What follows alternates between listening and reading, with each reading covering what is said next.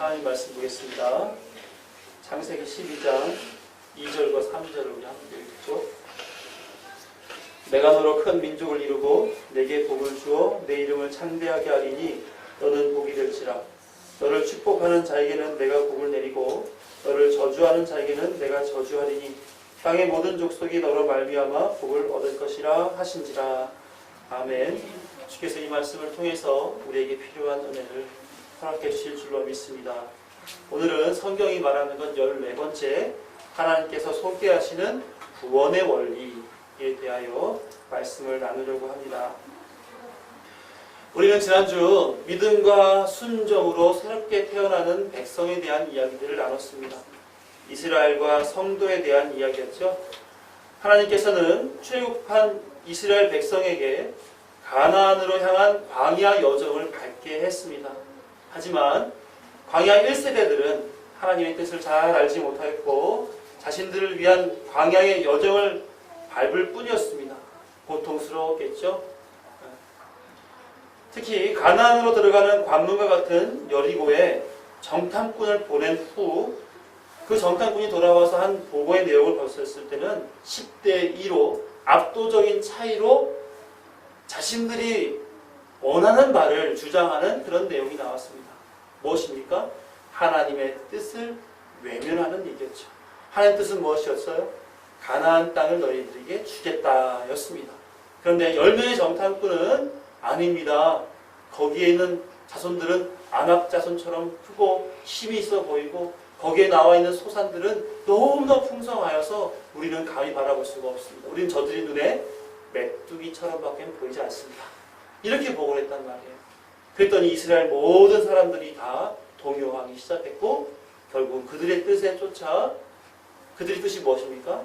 하나님의 뜻과 반대되는 하나님의 뜻을 외면하는 거기에 이스라엘 백성은 마음을 모았습니다. 결국 이스라엘은 하나님의 뜻이 무엇인지를 알지 못했다는 거죠. 여전히 죄의 본성에 빠져 있어서 그 본성으로 말미암아 살아가는 그 모습을 성경을 통해 보여주고 만 것입니다. 결국 그들은 40년의 광야의 길을 걷게 되었고 여호수아와 갈렙을 제외한 광야 1세대 모두 가나안 땅에 한 발짝도 밟지 못한 채 최후를 맞고 말았습니다. 그러나 하나님은 당신의 언약을 따라 하나님 나라의 백성을 향한 계획을 계속 풀어가셨죠. 광야 1세대의 실패의 자리에 이제는 광야 2세대들을 서게 하셨고 그들을 통해서 가나안을 점령하게 만드셨습니다. 그리고 하나님은 가나안 땅을 이 광야 2세대들에게 허락해 주신과 동시에 하나님의 나라의 통치가 무엇인지에 대하여 분명하게 명령하셨습니다. 무엇이었죠? 조건과 의무가 있다고 그랬잖아요. 무엇이었습니까? 율법에 순종하라. 이것이 하나님의 명령이었습니다. 하나님은 언약하신 대로 신실하게 그 언약의 내용을 이행하셨고 이스라엘 백성들에게 그 결과로서 가나안 땅을 소유할 수 있게 만들어 주었습니다. 그리고 이스라엘로 하여금 가나안에서 하나님 나라의 통치 그대로 하나님의 말씀에 의한 삶을 살아가는 순종을 요구했던 것입니다. 국가의 3요소 기억나시나요? 뭐예요? 국민, 주권, 영토. 자, 국민은 이스라엘이고요. 그렇죠? 주권은 하나님이죠. 하나님께서 권세를 가지시고 다스리시니까. 영토는 가나안 땅이 됩니다. 그런 국가의 3요소가 다 이렇게 완성이 되었네요. 그렇죠? 그러면 그 나라가 뭐가 되는 거예요? 하나님의 나라가 되어야 되는 겁니다. 순종하는 자리에 이미 이들은 놓여졌고 순종하고 살면 하나님의 복락을 누리고 살아가는 하나님 나라 백성으로서 서게 되는 것이죠. 그런데 과연 그랬는가 하는 것입니다. 계속해서 안타깝게도 하나님께서는 이스라엘 백성들의 죄악상을 보고 마셨습니다. 스스로 구원받은 삶을 살 수 없는 존재라고 하는 것, 그것만 확인시키고 말했죠. 이스라엘 백성은 끊임없이 가나안 거민들과 함께 더불어 살아가는 지혜를 찾아왔습니다. 왜 그랬을까요? 광야에서 40년을 살았던 광야 2세대, 이 사람들에게는 문화라는 것이 거의 없죠. 뭐 농사를 지을 줄을 알겠어요? 아니면은 목축을 할 수 있겠어요? 전쟁을 할 수가 있겠습니까? 아니면 무슨 그림이나 옷가지나 이런 어떤 것들을 할 수 있는 능력이 이 광야 2세대들에게 있었겠냔 말이에요. 그나마 1세대들은 있었을 수 있지만 2세대들에게는 없는 거죠. 와서 보니까 여리고 성도 너무너무나 근사하게 멋지게 서 있는 것이고, 아이성은 좀 작더라도 그곳에서 사람들이 알콩달콩 잘 살 수 있는 환경이 되어 있어요. 농사가 진행되고 있고 군사 훈련이 있고 그들의 의복은 화려하고 그들의 농축 열매들은 너무너무 풍성했습니다. 그들과 더불어 살겠습니까? 아니면 다 없애버리고 내가 새롭게 만들 거야를 하겠습니까? 여러분 같으면 어떻게 하겠어요? 그들이 이미 만들어 놓은 그것을 누리고 살고 싶지 않겠어요? 그렇죠? 편안하게. 그런데 하나님은 어떻게 하라고 그랬습니까? 다 칼로 멸하라 하고 모든 소유는 다 내 것이다 라고 얘기하셨어요. 결국 하나님 앞에 다 내어드리고 처음부터 시작을 했었어야 되는 이 이스라엘 광야 2세대들은 그 뜻에 불순종하고 말았던 겁니다. 불순종의 인생들을 계속해서 살다 보니 여호수아가 마지막 때에 이렇게 얘기하죠. 여호수아 24장 14절에서 15절 말씀에 이렇게 얘기합니다. 그러므로 이제는 여호와를 경외하며 온전함과 진실함으로 그를 섬기라. 너희의 조상들이 강 저쪽과 애굽에서 섬기던 신들을 치워버리고 여호와만 섬기라. 만일 여호와를 섬기는 것이 너희에게 좋지 않게 보이거든 너희 조상들이 강 저쪽에서 섬기던 신들이든지 또는 너희가 거주하는 땅에 있는 아모리 족속의 신들이든지 너희가 섬길 자를 오늘 택하라. 오직 나와 내 집은 여호와를 섬기겠노라 하니. 얼마나 이스라엘 백성들이 하나님과 그리고 애굽과 아모리 족속의 신들, 그 두 신들, 두 주인을 섬기는데 마음을 빼앗겼는지 여호수아는 그들에게 마지막 유언으로서 강요하고 주장하고 있는 겁니다. 너희 섬길 자 오늘 분명하게 택해. 나와 우리 가족은 여호와만 섬길 거야. 성경에서 사람에게는 늘 두 주인이 있다라고 소개합니다. 한 주인은 모든 권세를 다 가지신 하나님이시죠. 또 다른 한 주인은 누굴까요? 또 다른 한 주인? 늘 하나님처럼 행세하고 싶어하는 자신입니다. 자신. 하나님이 아닌 가짜가 하나님 행세를 하려고 하는 거죠. 이 가짜는 아무런 권세도 능력도 없어서 스스로에게 의로울 수도 선할 수도 거룩할 수도 없는 존재입니다. 오직 자기를 위한 탐욕만 있는 거예요. 그래서 하나님께서 가지고 계신 모든 권한을 자신도 할 수 있다라고 교만을 떨고 살아가는 겁니다. 뭐에 대해서 그럴까요? 의롭게 살 수 있어. 죄에 대하여 없이 살 수도 있어. 또 심판에 대해서도 내가 할 수 있어. 이렇게 생각하는 겁니다. 그래서 늘 실패를 거듭하지요. 사람이 언제 의로울 수가 있겠습니까? 사람이 언제 죄에서 자유로울 수 있겠습니까? 사람이 언제 하나님이 주실 그 심판에서 해방되어서 생명을 누리고 살아갈 수 있겠습니까? 그럼에도 불구하고 사람은 본질의 문제에 있어서 자신이 늘 결정권자라고 그래서 그 행세를 하며 서가려고 하는 거예요. 내 생명 내가 주관할 거야. 내 삶 내가 주관할 거야.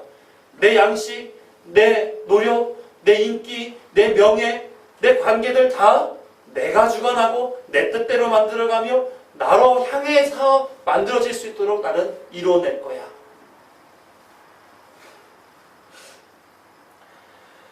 하나님께서는 죄에서 이끌어 생명의 땅으로 옮겨주시고 순종을 요구했는데 이스라엘 백성은 그 모든 일들을 이루어주신 하나님께 하나님의 은혜에 대하여 감사할 것이 아니라 하나님의 뜻에 망각하고 신앙 혼합주의로 하나님과 자신이라고 하는 다른 신을 섬기고 살아가는 것입니다. 바로 그 신들을 섬겨 다른 이방 신들이라고 하는 우상들을 섬겨 누구를 이롭게 하기 위한 거예요? 자기를 이롭게 하기 위한 거예요. 이 두 주인을 섬기고 살아가는 것입니다. 모든 사람들이 이 문제에서 자유롭지 못해요. 돈을 버는 것, 자식을 키우는 것, 명예를 얻고 인기가 많아지기를 바라는 모든 것들 다 누구를 위한 겁니까? 여러분 돈 많이 버시길 바랍니다. 그래서 나라와 민족을 위해 사용하시길 바랍니다. 내가 미쳤어. 여러분 공부 많이 하시고 출세하시기 바랍니다. 그래서 나라와 민족을 위해 사세요. 세계 평화를 위해 사세요. 그렇게 살고 싶은 마음이 드세요? 나와 다른 얘기 같죠.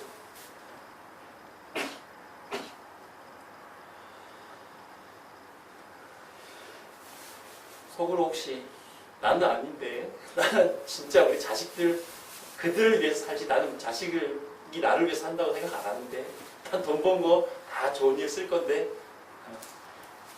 거짓말 하지 마세요.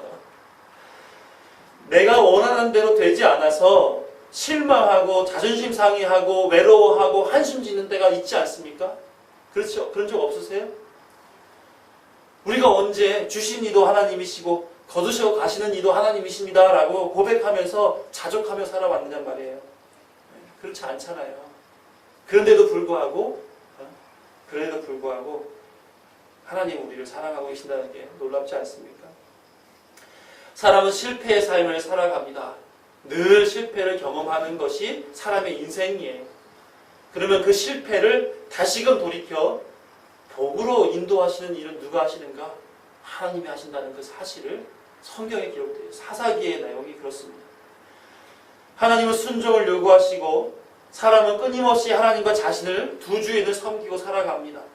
그래서 하나님을 섬길 때는 복을 받고 복받아 사는 것에 익숙해지면 자기를 섬기고 자기를 섬기는 그 삶이 깊어지면 우상 숭배에 이르기 때문에 하나님은 그들을 징계하십니다.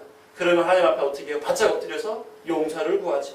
그러면 다시 사사를 보내서 하나님의 복을 누리게 회복시켜 주시고 용서를 해주십니다. 이 사이클이에요. 이 사이클. 그럼 또 복 받잖아요. 그러면 하나님으로 살다가 점차 하나님과 두 주인 나와 같이 섬기고 결국은 나에게 푹 빠져 있으면 하나님 징계하시고 하나님 잘못했어요. 그럼 하나님 용서해 주시고 이게 사사기가 말하는 인생의 사이클. 이걸 반복하고 살아가는 겁니다. 그래서 성경은 반복적으로 소개해주고 있는 내용이 뭐냐? 사람은 불가능하다 하는 거예요. 억울하십니까? 스스로 잘 생각해 보세요. 내가 나를 구원할 수 있는 능력이 있는가? 저는 사실 그렇습니다. 최근에 감기에 걸렸었는데 전 육체적으로 이 감기 바이러스 하나도 못 이기면서 뭘 한다고 그래 이렇게 생각이 될 때가 있어요. 심리적으로도 가끔 제가 기대했던 것 생각했던 것대로 되지 않는 것을 보면서 짜증을 내는 저의 모습을 봐요. 그리고 제게 주어지는 스트레스 이거에 정신적인 압박을 받는 걸 보면서 여러 가지로 무능하고 변덕스럽고 연약한 존재가 아닌가. 진짜 나는 하나님께서 내게 구원의 어떤 결정 권한을 주셨다라고 한다 그러면 얼마나 불안한 인생을 살고 있겠는가 하는 생각을 했습니다. 하나님께 저의 구원에 대한 권한이 있는 것이 얼마나 감사한지 몰라요. 그렇게 사람은 연약하고 부족합니다. 반면에 하나님은 당신이 맺어주신 언약을 따라서 신실하게 이행해 가시는 모습을 성경에 기록해 놓으면서 우리에게 내가 너를 구원할 거야. 내가 너를 하나님 나라, 내 나라 백성 만들어 줄 거야 라고 하는 견고한 약속을 우리에게 알게 해주셨단 말이에요. 얼마나 감사합니까? 그렇죠? 네? 그래서 성경을 통해서 그 나라 백성이 되어가는 모든 구원의 원리, 그것을 우리에게 알게 해주시고 계신 거예요. 이걸 알아야 우리의 신앙이 흔들리지 않지 않겠습니까? 그렇죠? 그래서 오늘은 하나님께서 우리에게 주시는 구원의 원리를 한번 알아보자 하는 거예요. 하나님은 어떻게 구원을 우리에게 허락해 주십니까? 우리 너무 잘 알죠. 우리의 구원의 완성은 예수 그리스도의 십자가 공로로 말미암아 이루어진다. 이 사실 얼마나 잘 압니까? 그렇죠? 예수 그리스도께서 태어나시고 활동하시고 죽으시고 부활 승천하셔서 완성하신 모든 내용을 신약 성경이 잘 기록해 놓았고 우리는 신약 성경을 통해서 알게 되었잖아요. 그렇죠? 그래서 우리의 구원이 신약을 통해서 이루어진다, 알게 된다라고 하는 것을 너무나 잘 알고 있으면서 감사하지 않습니까? 그렇죠? 우리 그거 찾아볼까요? 요한복음 20장 30에서 31절 말씀 한번 찾아보겠습니다. 요한복음 중요한 말씀이니까 밑줄을 그어가면서 한번 보시죠. 요한복음 20장 31절 말씀 함께 읽어보죠. 신약 184페이지에요. 시작. 예수께서 제자들 앞에서 이 책에 기록되지 아니한 다른 표적도 많이 행하셨으나 오직 이것을 기록함은 너희로 예수께서 하나님의 아들 예수 그리스도이심을 믿게 하려 함이요 또 너희로 믿고 그 이름을 힘입어 생명을 얻게 하려 함이니라. 예수님의 모든 사역들을 다 기록하려 한다면 21장에서 세상에라도 기록하기에 부족할 것이라고 21장 25절에 기록되어져 있어요. 그렇게 다 기록하지 않아도 된다. 오직 이 31절에 말했던 것처럼 오직 이것을 기록한 것은 이 내용으로도 충분히 하나님의 아들 예수 그리스도를 믿기에 부족하지 않고 그 이름을 힘입어 생명을 얻기에도 부족하지 않기 때문이라고 이렇게 기록하고 있어요. 그러면 이 성경 이외에 다른 말씀이 필요합니까? 필요하지 않습니까? 예? 지금 신사도 운동하는 사람들이 이걸 가지고 부족하다 해서 지금도 나를 통해 하나님은 직통 계시하신다 이렇게 얘기한단 말이에요. 성경은 버젓이 이 책으로 충분하다고 얘기를 하는데 말이죠. 우리는 성경이 나온 대로 생각하고 판단하고 믿고 살아가는 누구? 그리스도인이에요. 예수 그리스도께서 구원을 다 이루어 놓았다라고 하는 구원의 확실성을 믿고 우리는 성경을 따라서 살아가는 그리스도인 아닙니까? 그죠? 신약에서 그렇게 구원의 결론을 잘 설명하고 있으므로 신약으로 이제는 충분하다 이렇게 말할 수 있겠습니까? 없겠습니까? 이 내용으로는 충분하죠. 충분히 설명되었다고 봐요. 하지만 신약 성경은 스스로 존재하지 않습니다. 신약 성경은 구약을 통해서 신약이 이루어져 간다라고 하는 것이죠. 일부 신학자들은 구약은 예언이고 신약은 성취다 이렇게 말을 합니다. 구약에서 선지자들이 예수님이 오신다라고 하는 예언한 건 사실이죠. 실제 예수님도 오셨고요. 하지만 거기에는 구약이 마치 신약을 위해서 종속되어 미리 그냥 밑밥 깔듯이 종속되어 있는 것처럼 느껴지게 만듭니다. 그렇지 않습니다. 마치 구약은 신약의 배경이 되고 신약은 중심이 되는 것처럼 그들은 보기 때문에 그런 말을 하는데 사실은 그렇지가 않다는 거죠. 신약에서 예수님을 비롯해 많은 사도들의 공통점이 있다면 바로 뭐냐면 모두 구약의 내용을 기초하여 복음을 소개하고 있다라고 하는 것이죠. 즉 구약을 인용하고 구약에서 증거한 예수 그리스도를 따라 복음을 소개하고 있다는 사실입니다. 예수님은 누가복음 24장 27절에서 이렇게 말씀하고 계세요. 이에 모세와 모든 선지자의 글로 시작하여 모든 성경에 쓴 바 자기에 관한 것을 자세히 설명하시니라. 당시의 성경은 구약 성경밖에 없었어요. 그런데 예수님이 당신을 소개하며 엠마오로 가는 두 제자에게 뭘 해주고 있어요? 성경을 풀어주고 있어요. 이미 예수님은 구약을 전제하여 자신을 소개하고 있는 것입니다. 신구약은 그래서 뗄래야 뗄 수 없는 관계를 가지고 있고 구약을 예언이다 하여 신약에 종속시킬 수 없는 내용, 바로 이러한 과정 속에서 벌어지는 것이죠. 사도행전 2장에서 베드로가 오순절 마가의 다락방에 성령 하나님이 임재하여서 그 자리가 방언으로 또 교회로 모이게 되고 서로 이제 하나님을 알게 되는 특별한 그런 시간을 갖게 되었을 때 설교를 하게 됩니다. 그에게 성령이 임하시자 그 입술을 열어 진리, 복음을 증거하게 만드셨단 말이에요. 그때 3,000명의 예수 그리스도를 쫓던 사람들이 온전히 그리스도인이 되는 놀라운 역사가 일어나게 됩니다. 이때 베드로가 무엇을 인용해다가 설교를 했느냐? 바로 요엘 2장 28절에서 32절 말씀, 그리고 시편 16편 8절에서 11절 말씀, 또 하나 110편 1절의 말씀을 인용해다가 그리스도 진리 복음을 증거하여 그 자리에서 3,000명의 예수님을 쫓는 자들, 그리스도인화되게 만들어 왔단 말입니다. 신약과 구약은 깊은 관계에 있다는 사실을 우리는 성경 곳곳에서 볼 수가 있어요. 신약 안에 구약 인용이 수천 가지가 됩니다. 사도들이 예수님이 그 구약의 말씀을 가지고 다 기록된 바, 모세에게 이름, 모세가 기록한 바 이러면서 끊임없이 구약을 가지고 얘기를 해요. 그러니까 우리는 성경을 알 때에 요한복음 3장 16절만 알면 안 돼요. 태초에 하나님이 천지를 창조하셨느니라부터 알파 오메가까지 다 두루두루 알고 계셔야 하나님의 뜻을 온전히 알 수 있다는 사실입니다. 그러면은 구약은 어떤 내용을 가지고 있길래 신약과의 관계가 있는가? 좀 어려운 말인데 타이폴로지라고 하는 말이 있습니다. 뭐냐면 모형론이라고 얘기하기도 하고 예표론이라고도 얘기합니다.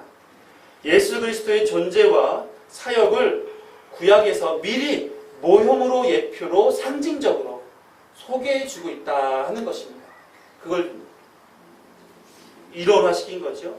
그래서 모세나 여호수아, 다윗 이런 인물들이 예수님을 모형한 인물로 존재하고 있다는 것이고, 노아의 방주, 어린 양, 만나, 성막, 놋뱀 이런 것들이 다 예수님을 상징하고 있다고 말하는 것이며, 홍해와 요단강 사건들, 여리고 전투, 다윗과 골리앗 이런 사건 상황들은 다 예수님이 행하신 구원 사역들을 예표해주고 있는 일이다라고 설명해주고 있는 이론이 바로 모형론이에요. 그래서 성경은 이 모든 내용들을 그렇게 모형으로 만들어져 있는 모든 내용들이 곧 누구를 향해 있다? 예수 그리스도 그리고 하나님의 나라를 향해 있다라고 얘기하고 있는 것입니다. 그러니까 성경책은 어떤 책인가요? 예수 그리스도를 향한 책이고 하나님 나라를 향한 책이다. 이렇게 이해할 수가 있겠죠. 그래서 성경은 창조하시고 창조한 이후에 죄인된 이스라엘 하나님의 백성들이 결국 예수 그리스도로 완성되어서 하나님 나라로 들어가게 되는 재창조의 사건들, 이것들이 쭉 연결지어서 기록된 것이 성경이다. 이렇게 볼 수 있고, 하나님과 관계가 깨어진 죄인들이 예수로 말미암아 관계가 회복되어서 하나님 나라 가게 되는 구속사의 역사를 따라서 성경이 기록되어져 있다라고 얘기하는 겁니다. 그래서 제가 늘 언약에 대한 이야기를 하고 성경 설교에서 예수 그리스도로 말미암아 이루어졌습니다라고 예수 그리스도께 초점을 맞추어 마무리를 짓는 이유가 다 구속사를 설명해 주기 위해서 그런 거예요. 나를 구속하신 하나님의 역사. 아무튼 구약은 오실 예수 그리스도와 하나님 나라를 미리 소개하는 것이고, 신약은 그 소개된 내용을 확증시켜주는 내용을 담고 있는 것입니다. 우리는 이 구속사를 이끄는 주제죠. 언약을 따라 성경이 말하는 것 시리즈 강의를 지금 하고 있는 것이고, 꾸준히 지금 14회까지 왔는데 지금까지 오신 내용들을 잘 이해하게 되면 성경 전체에 대한 원리들을 이해할 수가 있어요. 원리, 창조의 원리, 그 다음에 죄에 대한 원리, 그 다음에 이렇게 용서하시고 선택하시고 또 언약을 맺으시고 또 언약 백성에게 열심을 다하시고 그 백성들이 하나님의 백성 이스라엘이 됐고 결국 가나안까지 이르게 된 그 전체 과정들을 통해서 하나님이 구속하시는 원리를 보고 계셨단 말이죠. 자, 그 속에서 오늘은 여호수아, 사사기, 룻기에 기록된 구속을 향해 일하시는 하나님의 역사를 확인하려고 하는 겁니다. 그 안에 담겨져 있는 구원의 모형들을 통해서 구원의 원리를 함께 알아보려고 해요. 창세기 12장 2절 3절 오늘 본문을 다시 한번 읽어보겠습니다. 함께 보죠. 시작. 내가 너로 큰 민족을 이루고 내게 복을 주어 내 이름을 창대하게 하리니 너는 복이 될지라. 너를 축복하는 자에게는 내가 복을 내리고 너를 저주하는 자에게는 내가 저주하리니 땅의 모든 족속이 너로 말미암아 복을 얻을 것이라 하신지라. 하나님과 아브라함이 맺은 아브라함 언약이지요, 그죠? 내가 너를 복의 근원이 되게 할 거야라고 말씀해주고 계세요. 그래서 아브라함을 통해서 모든 족속에 이르기까지 복 주실 계획을 지금 가지고 있는 것입니다. 이 안에서 우리는 구원의 원리를 엿볼 수가 있어요. 첫 번째가 뭐냐면 아브라함이라고 하는 이방인을 하나님은 선택하셔서 그에게 지금 무슨 말씀을 해주시는 거예요? 번역이지만 그에게는 복음을 전해주고 있는 겁니다. 그가 복된 하나님의 나라에 입성하게 될 것이라고 하는 말씀을 들은 것, 복음을 들은 거죠. 자, 그것이 지금 아까 말씀드렸던 책에 어떻게 기록되어 있는가? 출애굽 이후에 10가지 재앙, 홍해 사건, 광야의 여러 사건, 성막 등등의 일을 경험하면서 이스라엘을 구원하시는 하나님을 믿게 만들어준 일들이 누구에게 있어요? 광야 2세대들에게 있고 사사기 이루기에 다 전달되어진 것입니다. 그래서 광야 2세대들은 지금 하나님이 이미 그런 구약적 복음, 어떤 상황과 환경과 메시지를 통해서 들었던 구약을 붙잡아 살게 만들었단 말이에요. 자, 예를 들어 이런 겁니다. 라합 여인은 어느 나라 여인이죠? 어디 살았어요? 가나안 땅 여인이었고 여리고에 살았습니다. 뭐하고 살았던 여인이에요? 창녀였잖아요. 기생으로 살았습니다. 그러면 그 여리고 성 안에서 정말 천하의 천한 신분을 가지고 살았던 사람이에요. 그런데 그녀에게 말씀이 들립니다. 소문으로 들리는 거죠. 여호수아가 이끄는 이스라엘 민족이 가나안까지 이르러 왔다. 그런데 그 배후에는 하나님이라고 하는 분이 계셔서 그들의 모든 행보들을 동행해주고 그들에게 이 가나안까지 소유할 수 있게 만들어준다라고 하는 약속을 해주셨다. 다른 사람들은 다 그것이 무시가 되고 귀에 들리지가 않아요. 심지어 정탐꾼이 들어왔다라고 했었을 때 그 정탐꾼을 없애하기 위해서 찾아 헤맸던 그런 사람들이었습니다. 그런데 누구에게 귀에는 특별하게 들려요? 라합에게는 그 말씀이 특별하게 들리는 거예요. 어떻게 해요? 하나님이 능력의 하나님이시고 하나님이 백성들과 약속하셨다면 반드시 이루시는 그런 하나님이시다라는 그 사실이 라합에게는 믿어지는 거예요. 그러면 라합은 어떻게 판단하는 것이 가장 현명한 판단일까요? 저 좀 살려주세요. 여러분이 이 땅에 들어와서 칠 때 저 좀 살려주세요. 네? 그것이 가장 지혜로운 방법 아닙니까? 그렇죠? 결국은 기생 라합은 하나님께 향한 믿음을 적극적으로 고백함으로써 자신과 가족들을 이스라엘 안에 들어올 수 있게끔 그렇게 했단 말입니다. 뭘로요? 그가 한 것은 딱 한 가지예요. 하나님을 믿으니 그 믿음으로 말미암은 고백을 한 것뿐입니다. 하나님, 저 좀 살려주세요. 이런 맥락에서 볼 때 룻기까지 이어져서 룻은 모압 여인이었습니다. 이방 여인으로서 사실상 이스라엘 안으로 자유롭게 들어올 수 있는 여인은 아니었습니다. 엘리멜렉을 비롯한 그 아들들이 다 죽고 나자 이 나오미가 살 수 있는 방법이 없는 거예요. 젊은 며느리들을 보니까 나나 고생하면 되지, 쟤들은 자기 살 길 찾아가면 되지 않겠나 하고 너희들 고향으로 가라 이렇게 얘기해요. 그런데 이 다른 며느리 오르바는 그러면 제 고향으로 돌아가서 제 마음대로 살겠습니다 하고 떠나가요. 하지만 이 룻은 그렇지 않아요. 뭐라고 고백하느냐? 시어머니의 신앙을 받기로 하고 이스라엘 공동체로 들어오게 되는데 이렇게 고백합니다. 어머니의 백성이 나의 백성이 되고 어머니의 하나님이 나의 하나님이 되시길 원한다 이렇게 얘기합니다. 이미 하나님에 대해서 들었고 알았고 믿었기 때문에 자신의 삶을 하나님이 인도하시는 그 삶에 내어 맡기겠습니다 라고 고백할 수 있었던 거죠. 그렇게 어려운 상황과 환경들이 이 기생 라합과 룻에게는 뭘로 들렸어요? 복음으로 들린 거예요. 복음으로. 그러다 보니까 하나님을 붙잡지 않으면 하나님 믿음의 공동체 안에 들어가지 않으면 안 되겠다라고 하는 절박한 신앙이 그들에게 생긴 것입니다. 그리고 고백하는 거죠.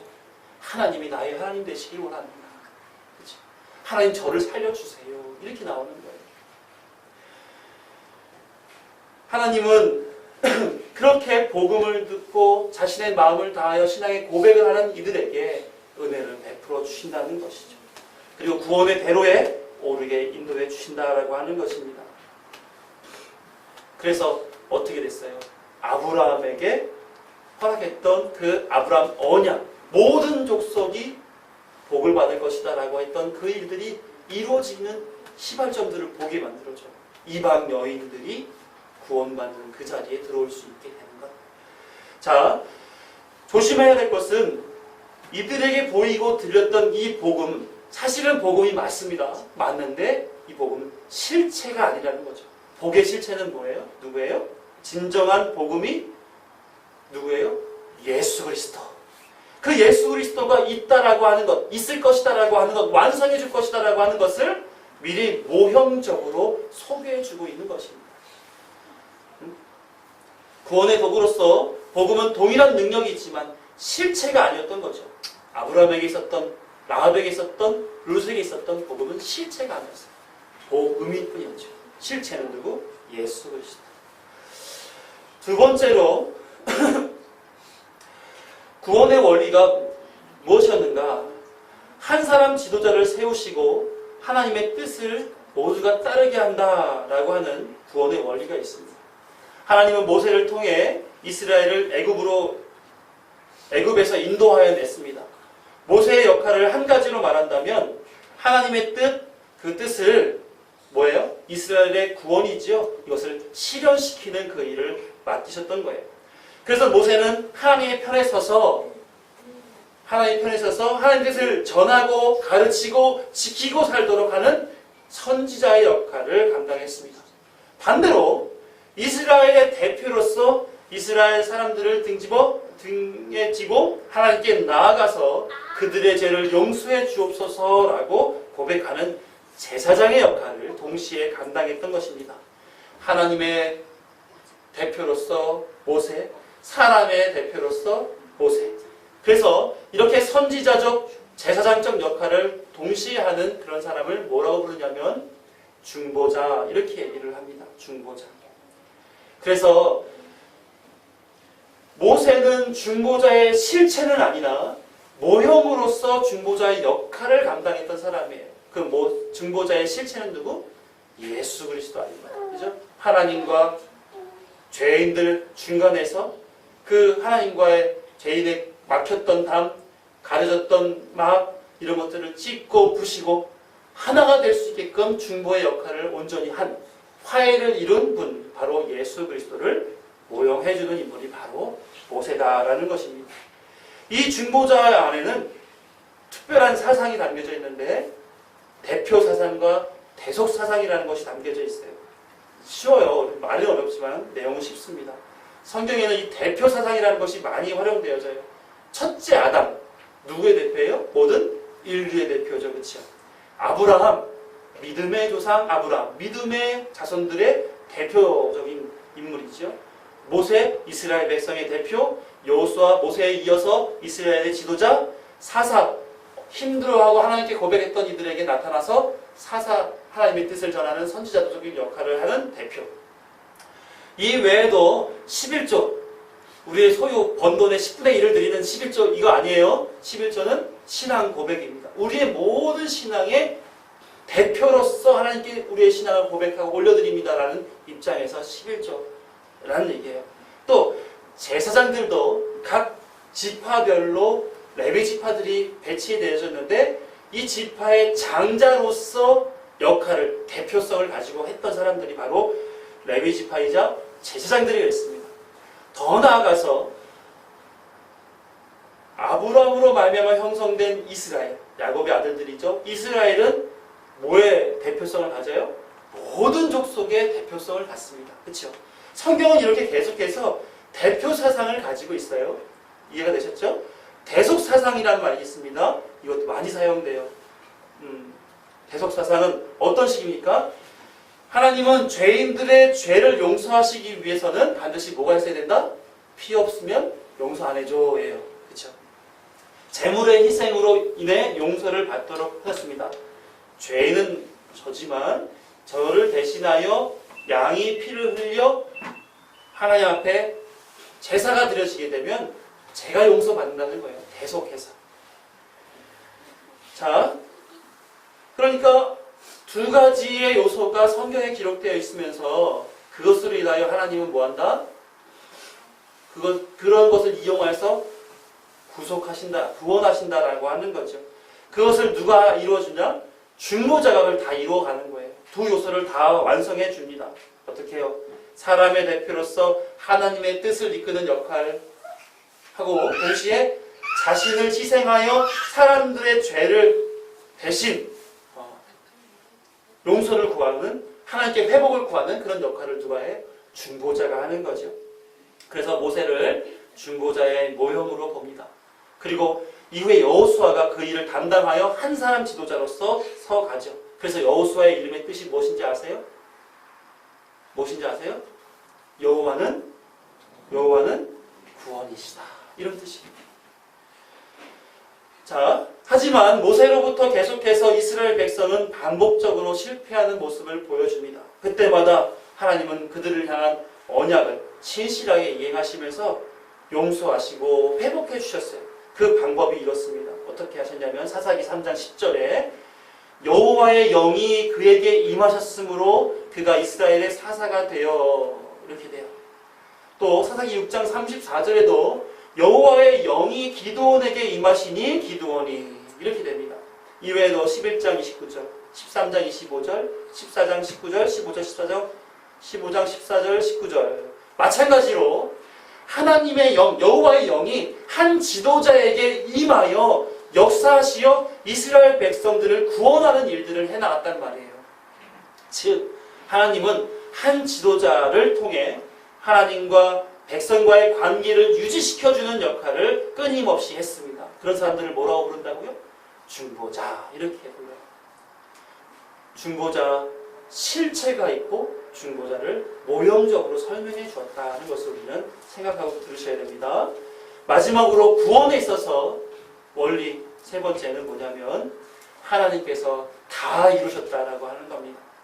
결국 복음을 주신 것도, 지도자를 세워 이스라엘을 이끄신 것도 다 언약에 신실하신 하나님의 은혜로 말미암아 이루어졌습니다.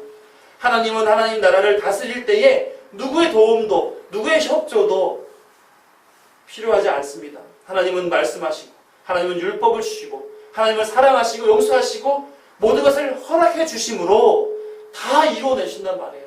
거기에 사람을 뭐로 쓴다? 도구로 쓰시는 거예요. 도구. 사람의 도움을 받는 게 아니라 도구로 쓰신단 말이에요. 선지자이며 제사장이었던 모세를 중보자 삼아서 하나님의 왕권을 이루어 가셨고, 여호수아를 통해서 하나님께서 하나님의 나라를 이루어 가시는 것에 반대하는 나라들에 맞서 모세의 율법을 온전히 세우는 그 일을 감당하게 하셨던 겁니다.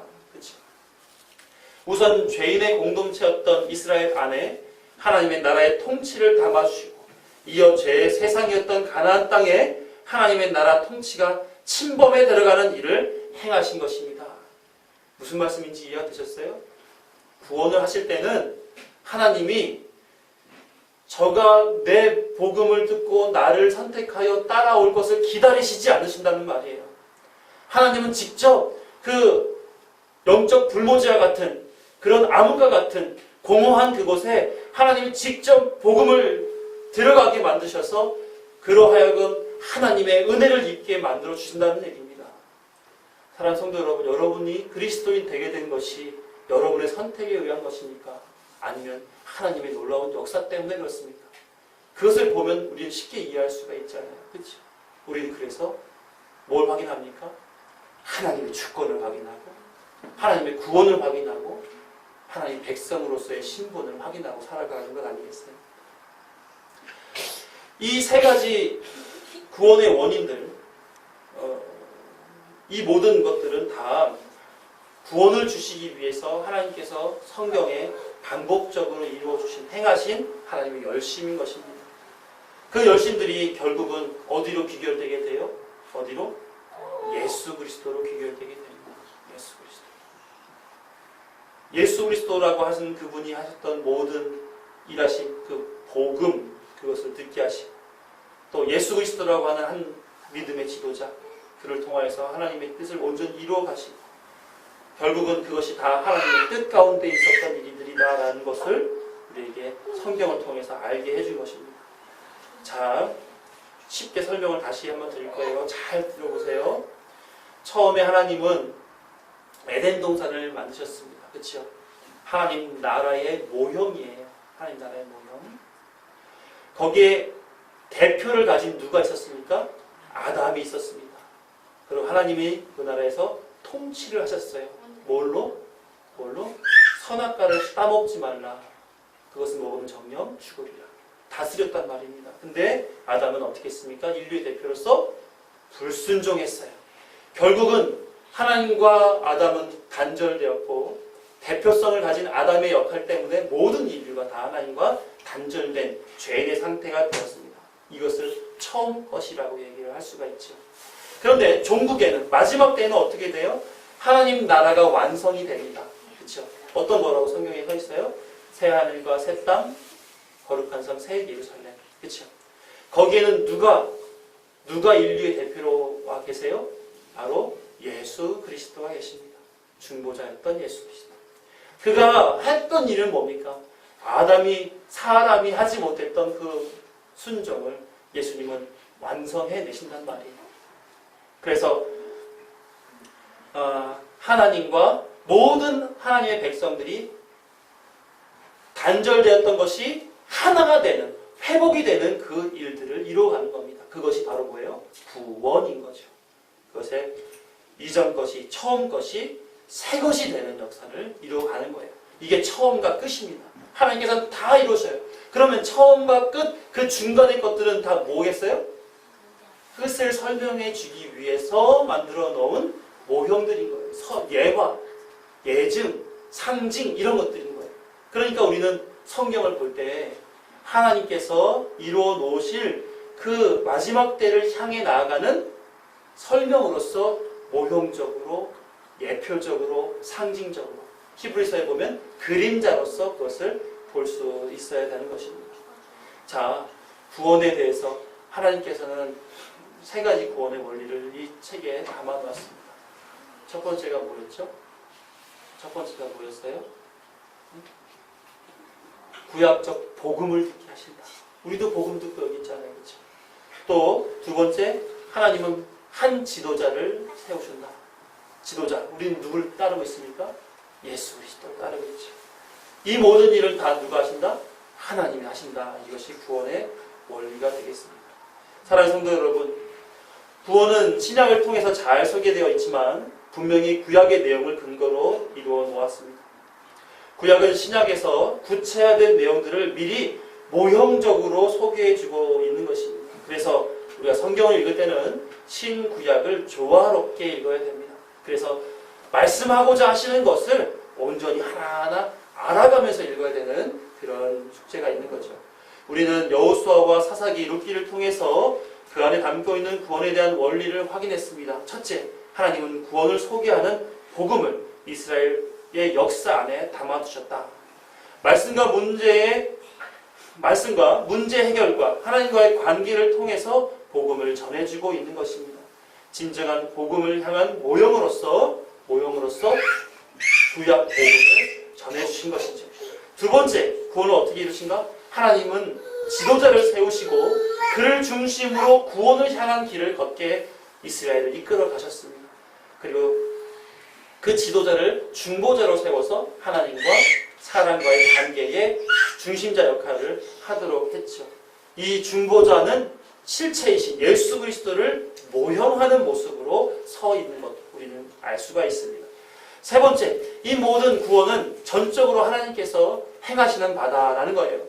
언약에 신실하신 하나님은 이스라엘의 하나님이 되시고 그들을 백성 삼으시고자 다 이루어 주셨습니다. 하지만 인간의 죄는 하나님의 열심을 따르지 않았죠. 여전히 자신을 믿고 살기 위해 하나님이 아닌 다른 신들을 따르며 살았습니다. 결국 이 모든 구원의 원리들을 통해서 사람을 변화시키고 하나님의 백성, 하나님의 나라의 백성으로 살도록 이끌어 가시는 놀라운 하나님의 구속의 완성, 것이 오늘 성경에, 또 성경 전체에 다 기록되어져 있는 것입니다. 사랑하는 성도 여러분, 하나님은 이 시간도 우리에게 하나님의 복음을 전해주고 계세요. 살아서 역사하시는 말씀으로 우리를 채우시고 계신 거예요. 우리를 말씀을 통해 우리의 유일한 지도자, 중보자, 구원자이신 예수 그리스도와 연결시키시고 계신 것입니다. 그러면 이런 말씀을 들으면서 무슨 생각이 들으셔야 되느냐면, 하나님이 나를 진정 구원하시기를 원하시는가 보다. 하나님 나를 하나님 백성 삼으시고자 하시는구나 하는 것을 우리는 말씀을 통해서 알아야 됩니다. 왜요? 이 말씀이 나와 내 구원의 직접적인 설명서가 되기 때문입니다. 그랬구나 하고 남의 일처럼 생각한다면, 그리고 나의 삶에 직접 관련성이 없다고 생각한다면 이것은 잘못된 신앙을 가지고 계신 거죠. 그래서 우리 안엔 하나님의 전적인 구원이 존재합니다. 믿으십니까? 네, 꼭 믿으셔야 돼요. 그리고 지금 이 순간도 그 구원을 말씀을 통해서 경험시켜 주시고 계신 거예요. 아브라함에게 주시마했던 그 복이요 은혜이자 하나님의 영광이 이 시간 우리에게도 지금 부여되고 있다는 그 사실을 믿으셔야 됩니다. 자, 다시 한번 말씀을 드리지만 성경은 우리를 구원하시고자 하신 하나님의 그 열심을 다 담아놓고 있습니다. 우리는 성경을 볼 때 신구약을 통전적으로 머릿속에 다 그림을 그리셔야 돼요.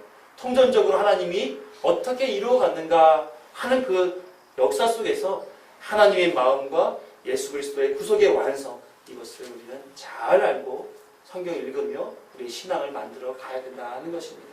그거 하기 위해서 교회가 있는 거예요. 혼자 못하잖아요. 하실 수 있으세요? 저는 못해요. 저는 못해요.